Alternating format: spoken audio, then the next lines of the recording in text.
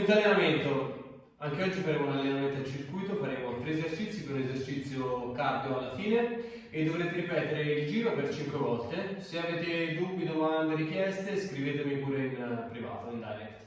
Primo esercizio, dalla posizione in plank, addome indietro, tocco il petto a terra, torno, stendo le braccia, sollevo braccia e gambe insieme, appoggio le mani di nuovo a terra e riparto. 1, 2. Secondo esercizio faremo squat, torno su, affondo, cambio gamba, affondo e di nuovo squat.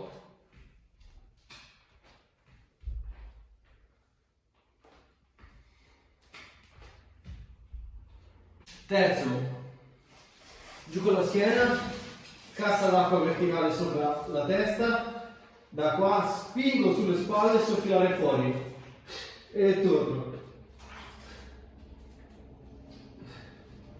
Ultimo esercizio cardio, posizione di plank, stabilizzo la schiena, mountain climbing.